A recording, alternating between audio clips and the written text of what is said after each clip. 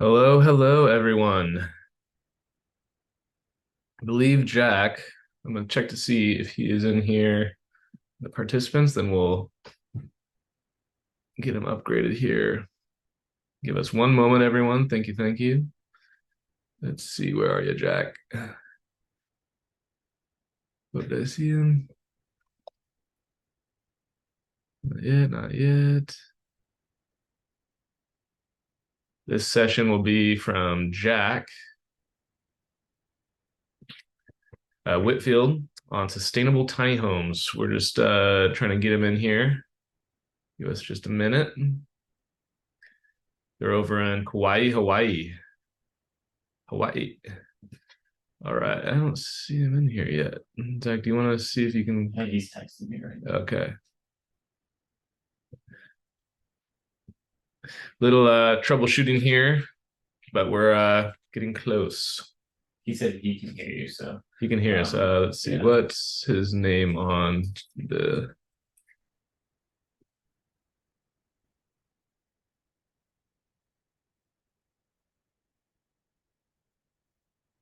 All right, Maybe Soul. let's see. Where are you, Jack? He's in here. We just gotta find him. Okay. Oh, maybe the W at the very bottom. Whitfield, did he text you back? What did he say? He said Soul Project. Soul Project. All right, we're looking. We're looking.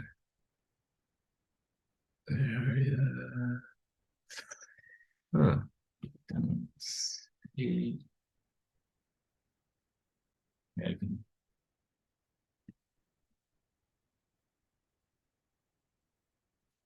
All right, guys. He's in here somewhere. We're just trying to get him on the pan on the as a panelist here.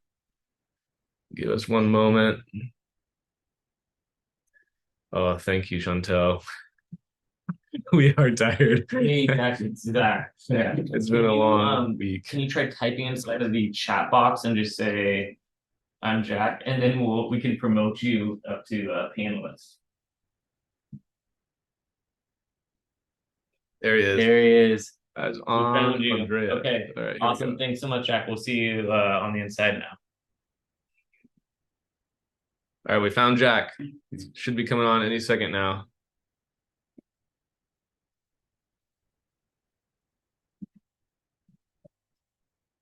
All right. Let's see. There we There we go. go. Awesome. Jack. There you welcome. are, Jack. Hey. Aloha. Looks like you might be muted. Let's see. There we go. There it Nice. is. Good. Yes, Awesome. sir. Yeah. Aloha. Welcome. Thank you. Yeah. Aloha. Aloha. We're live and everyone's here, so we'll let you take it away, man. Excited. Appreciate it. Yeah, and same to you guys. I really appreciate the opportunity. Super grateful for this experience to share. I do feel we're living in a time where it's so potent to share our peace and our passion and our path to really empower one another. So super grateful for this. Thank you all for listening and tuning in with this. Yeah, I just want to kind of, I guess, introduce myself. Jack Whitfield, a bush kid from Australia, now living on Kauai. I've been here for 10 years, Kauai, Hawaii, small little island, middle of the ocean. Grew up in the bush in Australia and traveled and have seen many different ways of living and life. And in essence, there's so many different forms of living. And on my path, growing up in the bush and seeing really some sustainable and really holistic kind of rootsy homesteading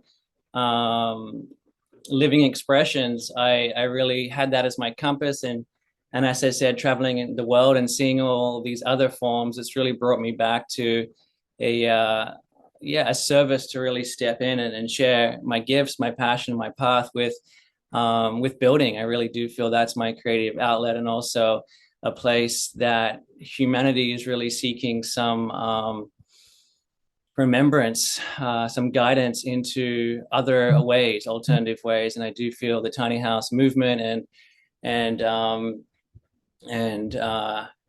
kind of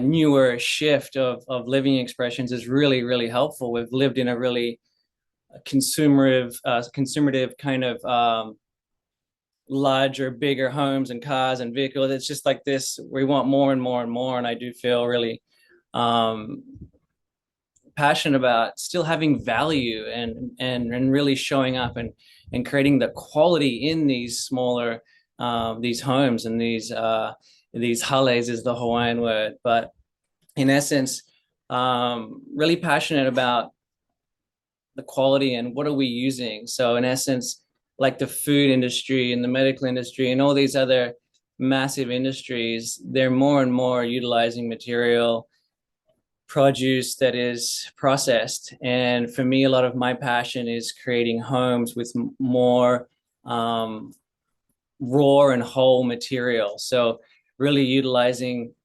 material that hasn't been processed, imported, and through that, I really feel we're creating these homes that are healing homes. They are, in essence, tapping back into maybe how more of our ancestors had done it for eons of time, and really learning from those avenues and mixing it in with today's convenience and today's ways, so it's not like a massive jump and we're feeling uncomfortable and in essence not really feeling like our nest, our home is really a nurturing place. So it's kind of this bridge, this blend, and in that I do feel utilizing materials, conscious materials that are locally sourced, sustainable, reclaimed, mindfully, conscious heart-based materials. I really do feel that merge is what humanity's craving, calling for. We have seen the other paradigm. We've felt these other toxic synthetic artificial materials that have been known and have had many studies through their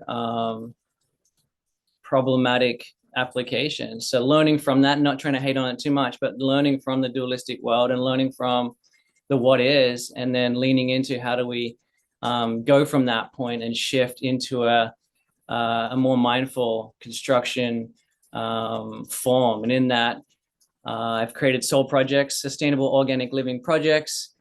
It's a nonprofit foundation that I've been dreaming up and now have been applying for the last 5 years that has helped shift the paradigm, helped shift the consciousness here in Kauai. And of course, it's rippling out throughout the world. But I do feel our passion and our path is to really look at how can we tick as many boxes as we can when we build a home. We spend so much time in these homes. It is really a huge part of our existence, a human existence, to have a home. So to really put the love and energy into it as it deserves, and so do we, in this symbiotic relationship with this nest, this home, is really been a beautiful journey. And of course, it's continuing. It's a long path. We're really tapping into more of the purity and more of the organics in these building materials and really loving what we're finding. Most things are brought in by these boats here in Hawaii. There's just so many big corporate entities bringing in their material. It's easy, it's convenient, and it's just the norm. It's all building permitted and architecturally engineered, stamped, and it's just the what is. And I get it to some degree, but I also am kind of like wondering, like, what are we here for? What are we in these bodies for? And in that, in my meditations, I'm calling in, and how can I be in the greatest service? And how can I really show up with my hands and heart daily and help shift that? So Soul Project was birthed to really give back, create sustainable healing homes. And we're living on Kauai, housing crisis, all across the state, actually, and probably the world. There's really some major fundamental living expressions that are harsh. We, as humans, don't even have a home. There's many people that are being displaced. There's many people that have had Hawaiian lineage that have lived on these beautiful islands and stewarded them for so long, and then they've been kind of pushed out. So really, the tiny house movement and the tiny house application, I really do feel is a beautiful way to give a simple structure back to these people in service to really cultivating and caring for these lands. And especially here in the subtropics, we can really live more and more outside. You know, these smaller homes almost make us get outside, that connectivity of really being closer to nature, because we don't have all the luxuries and all this huge interior kind of busyness on the screen scrolling and whatnot. So in essence, these homes have been a really beautiful shift from what I've seen. I've been living in tiny homes for many, many years with my family. Soul Projects has a facility ground here on the North Shore of Kauai. We have permaculture, biodynamic gardens. We have many little tiny homes, and we have a big sustainable building facility. This facility is probably the biggest in all of Hawaii. It's a guess, but no one else is really doing it. And why I feel it's the biggest is there's many reasons, but one is social norms and building norms, and one is we've just forgotten. So Soul Projects is really here to re-inspire and to share these ways that we're learning and discovering, and in that there's so much opportunity. And of course we can call it problems and whatnot, but there's so much opportunity here. We're utilizing the invasive tree species. There's so much diversity here, and it's been a trade route for so long that there's so many trees that are problematic. So utilizing those trees and redirecting their energy is massive. So we have all these wood mills. I don't even know how many we got. We got 5 different kinds of wood mills that are basically transforming these trees, these beautiful big tree beings, into healing homes. And it's kind of, it's sad to take out a tree and clear a jungle, even though we're doing it mindfully and really tuning in with those trees and doing it in a way that is honoring and as respectful as we can, although it's still not an easy job. But we do feel there's a huge benefit to redirecting these trees. So the Arbesia invasive tree species are the main invasive tree here in Hawaii, and they're huge. They're massive, big trunks, and they have a huge canopy, and they're extremely quick growing. They're not from here, so they grow too fast in the ideal growing conditions here. They have massive canopies, and they can blow down. We have a lot of wind, we have a lot of rain, so they get waterlogged, a lot of the termite infestation. And in essence, we have a huge problem across the state, and Soul Projects is helping transform that problem into sustainable solutions. So we're milling these trees daily. It's a really amazing process to transform them into dimensional lumber. We do a lot of organic kind of posts like what you're seeing here in the background, but we also do the dimensional lumber, because that's a nice bridge for most contractors and tradespeople. The 2x4s, 4x4s, and this kind of dimensional 6x6, 8x8, this post and beam style we love. We're actually in the process right now is the current project is building a sustainable Arbesia tiny home and shipping it to a family in Maui, Lahaina. There is been extreme devastation there, as I'm sure you know. We are showing up for our neighbor island and a family there in need, and creating a little ripple across the ocean here. Because most homes, like I said, are processed plywood boxes, and in essence, I do feel that works. It is a way to really create quick solutions, but just like food, eating packaged food or processed food, is that really the answer to help with starvation? I really don't feel it is. It has a whole ripple of effects of other potential problems. So in essence, this tiny house that we're building is about 90% local sustainable material. Not perfect, where there's so much room for improvement. We're still using petroleum-based roofing and plumbing, electrical, and some window materials. So still some opportunity there to really tap into how we can create these hales, these Hawaiian homes, and really show up for one another. That one is about halfway through the build, and we're putting it on a triple axle trailer so we can relocate it to Maui to help out with the family there. So that's pretty massive at the moment. Just checking my notes here. Yeah, and part of that process, and part part of every process is the education part. So in essence, the daily devotion that we're doing on the land at Soul Projects is really, if it's guiding the kids or teaching the kids, it's the same. They're teaching us and guiding us and reminding us of these ways. So it's all very symbiotic in that essence. But part of our practice is to really show up for the keiki. That's the Hawaiian word for kids. And these keiki coming in these days are really, really curious and really wanting to absorb alternative ways, it seems. There's so many other, educational programs and standards, schooling situations, but they're really thirsty for something that's different. So at Soul Projects, we are co-creating an educational platform that we've been doing for years. And that is really giving the kids another alternative education system where they're learning conscious cooking, organic farming, and sustainable building. And through that, these bases of life, right, they get to kind of see these other practices, and I tell the kids, this is not the way, it's just a way. And that way they can kind of tune in and feel, where they want to, create or co-create or exist in. And I feel that's really a potent part of today's offering at Soul Projects. I do want to also speak about, the importance of the education, the kids, but also like what is our time right now? I feel in my mid-age, I'm 40, and I feel really, if we are a human, if we came here and existing in these bodysuits, what is our offering? What are we doing to show up? And I feel there's plenty of opportunities. I do feel the way we are treating this earth is so important. And we can look at so many ways we're mistreating the earth, and I feel if we need to, that's nice to have that contrast.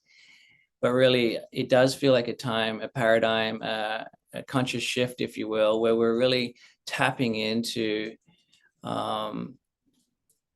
different ways of existing. And through that, I do feel it is crucial right now to really check ourselves and one another and have that relationship with our brothers and sisters and our family, and friends and whatnot, that we can really help inspire one another, because there's so many beautiful tiny homes around the world that are being built. And I do know it's a beautiful movement, but I really want to help inspire and uplift and empower one another through more and more conscious shifts, more and more material choices and designs that can really help the environment. So we're maximizing our life expression and are really showing up for one another, and not just that, for many generations to come.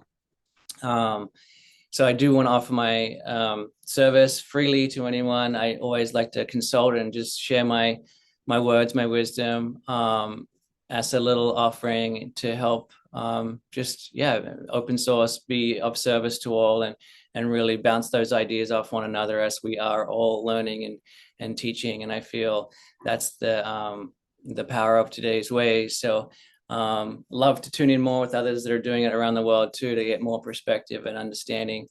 I feel that's huge. I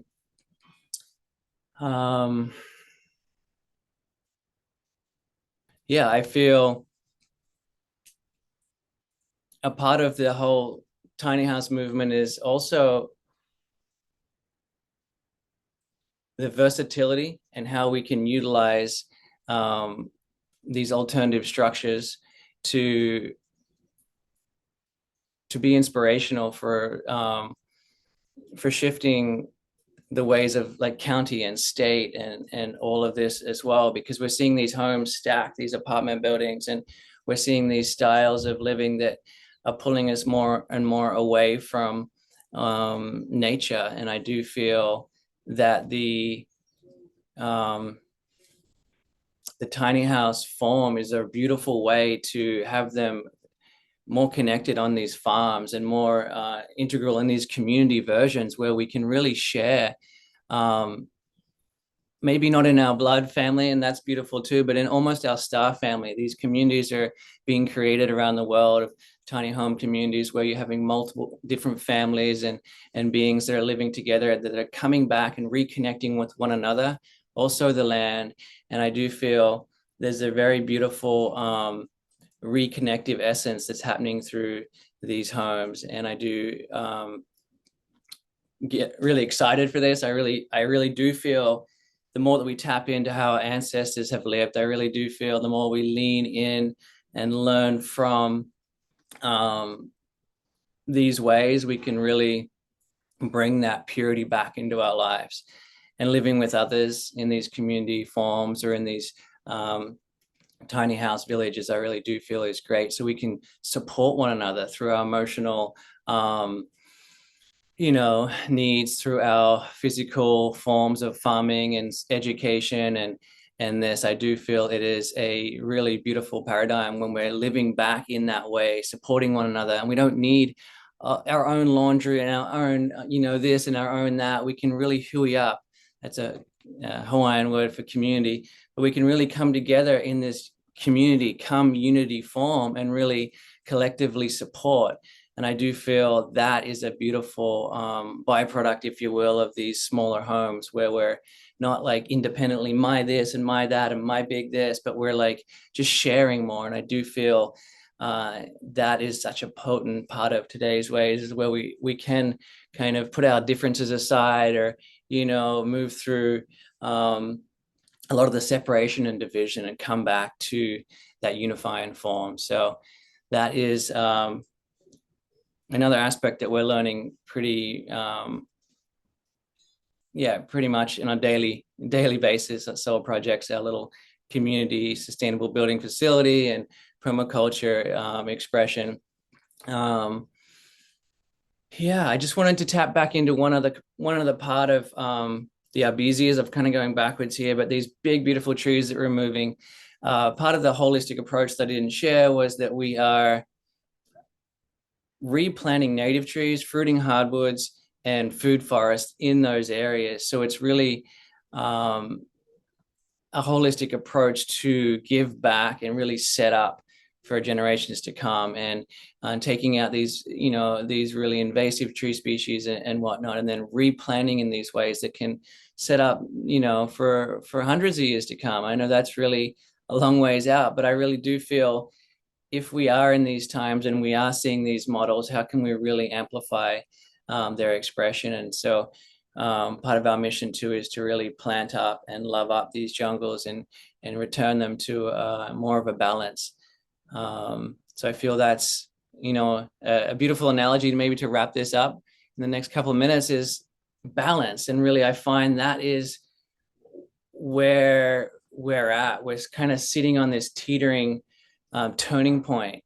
We've seen so many expressions of inorganics, and we've seen so many expressions of organics, and we're really kind of at that turning point, if you will, to really check ourselves and really get back into a form of care. And I do I really see the need of that in today's ways. We are really pushing the environment and pushing this human expression to a form that is seeing some major repercussions. So in essence, that balance point and that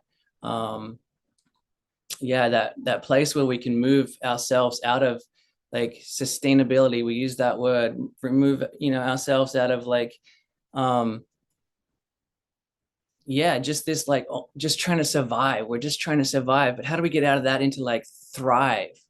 And that's where I do feel that unity can really help. And when we take care of one another on this planet, we can really take these days and turn them into an incredible human expression where we're totally amplifying, uplifting, and inspiring one another. And I feel that is a really amazing paradigm that we're here and we're shifting and we're living and learning through. So that is an exciting expression or living form that I'm seeing that's coming through as really and a dire need, a necessary turning point. So I wanted to voice that and just kind of share, because we've seen so many different global unelected entities and big named billionaires that are really not doing the most loving, caring, sharing forms to humanity. There's this big divide, and I really want to use this moment here to really help us be aware of that and really discern and feel into these rules and regulations and these governing organizations that are really looking out for their deep pockets and their big interests. And I do feel us, the humans, do hold the power once we can unite and come together. It really is that time. And yeah, I just want to leave with that unification, that we come together, we support one another, and these kids that are coming through, we really look out for their future and the generations to come after that. I really want to leave with this message. I thank all of you for doing what you're doing at home and wherever you're watching this from. Really grateful for this opportunity to speak and share my piece, my little piece. But I do feel there's a lot of potency when we do share and open it up and really tap into our heart and feel into what's necessary in these days. So thank all of you. Many blessings and big aloha from I was going to say Australia, and from Australia, but from Kauai as well. Many blessings and once again, yeah, thank you so much for this opportunity.